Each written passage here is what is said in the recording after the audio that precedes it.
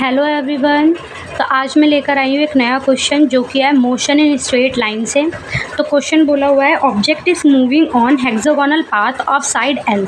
ठीक, ये hexagonal path दिया हुआ, इसमें बताया कि ऑब्जेक्ट जो है मूव कर रहा है इस पर।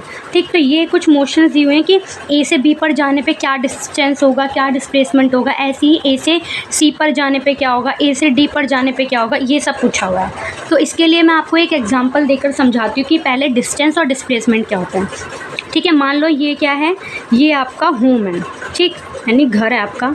ठीक, यहाँ आपका क्या है, स्कूल है। ठीक, ये आपका स्कूल है। अब आपके पेरेंट्स ने बोला है कि जाओ स्कूल जाओ, ठीक है, स्कूल जाओ, और उन्होंने आपको बताया कि आपका स्कूल घर से 2 किलोमीटर दूर है, 2 किलोमीटर की दूरी पर है।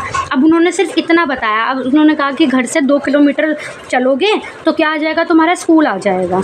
ठीक है, अब तुम क्या करोगे, सबसे पहले यहाँ चलने लगोगे, तुम्हें स्कूल नहीं मिलेगा, फिर तुम यहाँ जाओगे तब भी स्कूल नहीं मिलेगा, यानी अपने यहाँ से कहीं भी तुम चले जाओगे स्कूल थोड़ी ना मिलेगा तुम्हें। ठीक, अब इस तरह से समझो, ये क्या है, ये एक एग्जैक्ट तुमको मैंने बताया नहीं कि कहाँ जाना है ना, एग्जैक्ट नहीं बताया। लेकिन अगर मैं बोल दूँ राइट साइड जाना है तो ये एग्जैक्ट पोजीशन मैंने तुमको बता दी कि जाना कहाँ है। ठीक, ये तो अलग बात हुई। अब देखो, अब अगर तुमने यहाँ से यहाँ गए, ठीक, फिर दोबारा तुम अपने घर गए, फिर क्योंकि रास्ता नहीं है था ना ये सही वाला, ठीक, तो पहले तुम यहाँ आए, फिर अपने घर गए, फिर घर से तुमने अपने पापा से दोबारा पूछा जाना कहाँ है, तो उन्होंने फिर बताया, फिर तुम यहाँ से यहाँ गए। तो यानी पहले तुम यहाँ गए, फिर वापस गए घर, फिर सीधा गए।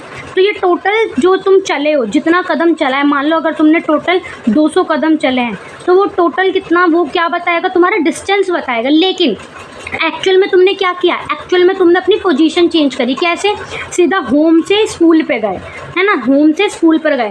तो जो हम क्या, हाँ, डिस्प्लेसमेंट में हम क्या देखते हैं, सिर्फ पोजीशन चेंज देखते हैं कि तुमने कितना पोजीशन चेंज करे, कहाँ से कहाँ तक करी है। अब देखो, डिस्प्लेसमेंट और डिस्टेंस में यही फ़र्क है कि डिस्टेंस में तो हम टोटल पाथ जर्नी देखते हैं कि टोटल कितनी जर्नी करी, ठीक, लेकिन डिस्प्लेसमेंट में हम सीधा डायरेक्ट देख लेते हैं कि कहाँ, बस पोजीशन कहाँ से कहाँ गई है।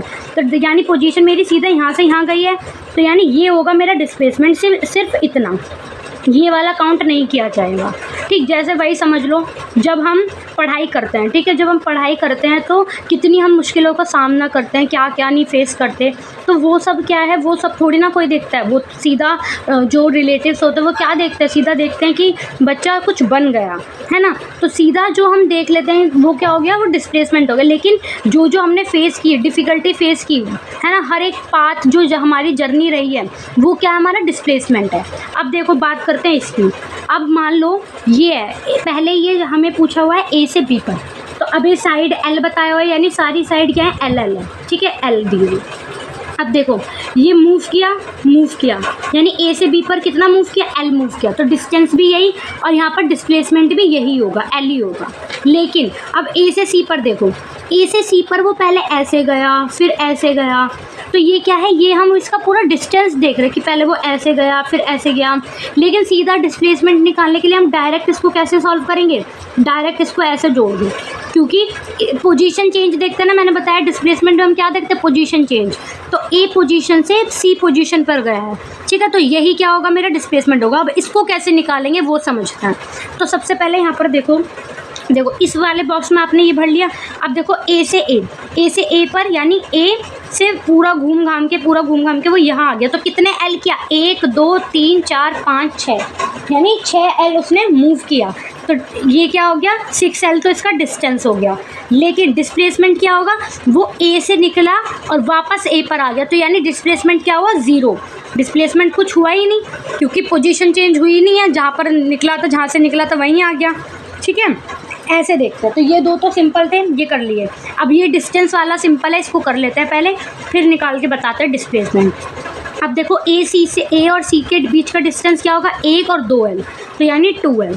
ऐसे ही ए से डी तक का 1 2 3, तो यानी 3 एल। फिर ई तक का 4 एल, अब फिर एफ तक का 5 एल। ठीक है, ये हो गया मेरा डिस्टेंस। अब डिस्प्लेसमेंट की बात देखते हैं।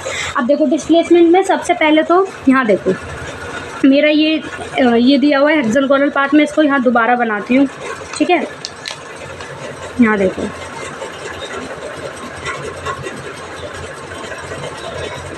ठीक, अब मुझे एक बात बताओ, ये जो मेरा ये वाला पाथ है, हेक्सागोनल पाथ में क्या होता है, ये वाला जो एंगल होता है ये कितना होता है मेरा 60 होता है।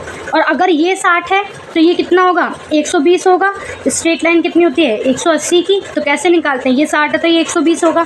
अब देखो एक चीज़ समझो, यहाँ पर ये तो 120 है मान लिया मैंने, लेकिन यहाँ से यहाँ तक को मूव करेंगे तो ये ऐसे जाएगा एरो, ठीक, फिर ये ऐसे गया।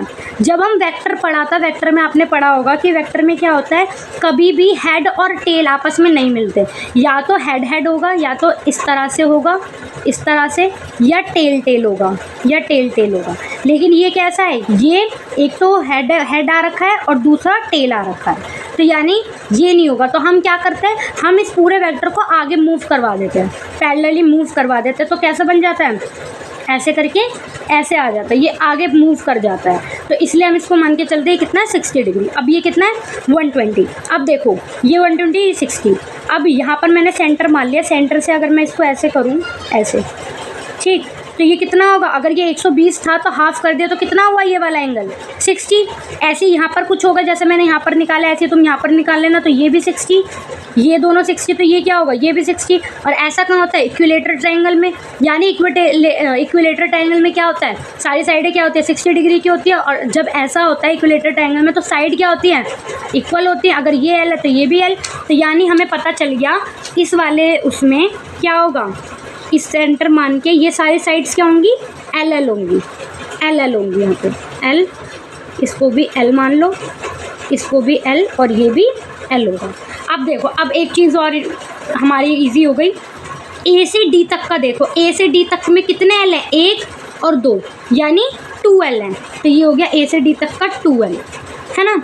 ऐसी ही अब देखो 2 एल हो गया। अब यहाँ पर देखो मेरा इसमें ए से एफ में, ए से एफ में, ए से एफ में मेरा डिस्प्लेसमेंट क्या होगा, ये ए से एफ में तक का सिर्फ एक एल ही तो आ रहा है, तो यानी एक एल होगा, ये आ गया। अब बच रहे हैं ये वाला ए सी वाला और एक ई वाला। इसमें देखो इसमें क्या प्रॉब्लम आ रही है, इसमें ना तो ये सेंटर पे से होकर जा रहा है ना, तो ये बिल्कुल साइड में से होकर जा रहा है, ये भी, और ई वाला भी देखो, ई वाला भी। तो यानी ये दोनों सेम तरह से निकलेंगे। कैसे निकलेंगे यहाँ समझो, ए और सी वाला देखो कैसे निकलेंगे। हमें पता है जब हमारे पास कुछ ऐसा होता है, जैसे अभी मैंने यहाँ पर वेक्टर बनाया, ठीक इस तरह से होता है, तो वेक्टर हमें यहाँ क्या करना पड़ता है, वेक्टर सम करना पड़ता है। वेक्टर सम करने के लिए हमारे पास फॉर्मूला क्या होता है, ये फॉर्मूला होता है वेक्टर सम करने का। यहाँ पर क्या लगाऊंगी मैं, एल स्क्वायर प्लस कितने एल है, यहाँ पर दूसरा भी एल स्क्वायर है, plus 2l square cos theta. Cos theta की जगह मैं यहाँ रखूँगी कॉस 30, ठीक है, 60 डिग्री है ना, तो कॉस 60 डिग्री, ठीक, ये आ गया।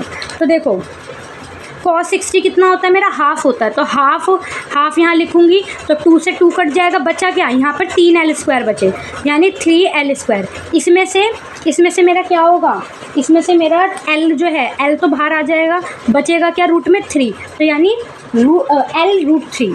तो ये आ गया मेरा। ऐसे ही यहाँ पर ये वाला भी सेम इसी तरह का से। तो ये हो गया क्वेश्चन कंप्लीट, ठीक है। हमने सारे मोशंस के डिस्टेंस बता दिया, डिस्प्लेसमेंट बता दिया। आई होप आप लोगों को समझ में आया होगा, और अगर किसी को कोई भी डाउट है तो आप प्लीज़ कमेंट में पूछ सकते हैं, मैं उसका रिप्लाई ज़रूर करूँगी।